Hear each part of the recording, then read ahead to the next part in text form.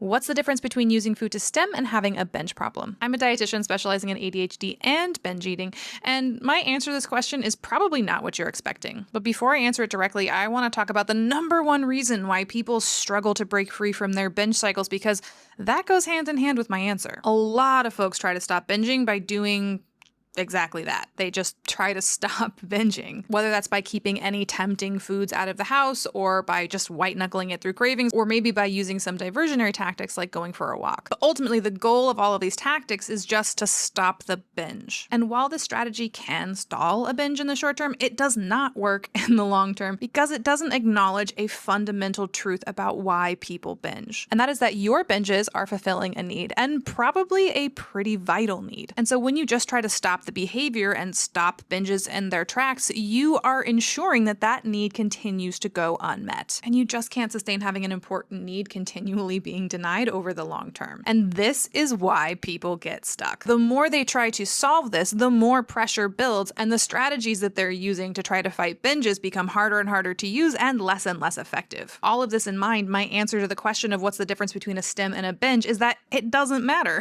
When you are binging, you are fulfilling a need. When you are using food to stim, you are fulfilling a need. Just trying to stop that behavior isn't going to work in either case. It's not as though the justification for one of them is okay and valid and morally neutral and the other one isn't. They're essentially the same behavior. And so if you are using food to meet a need in a way that doesn't feel like it's supporting your well-being and you'd like to work on it, you have two options. Either one, you have to figure out how to satisfy that need in a different way, or two, you have to figure out how to change your environment or your circumstances so that you no longer have that need. And that's why my motto is that you can never, ever make sustainable change through top-down force. It has to come from bottom-up support.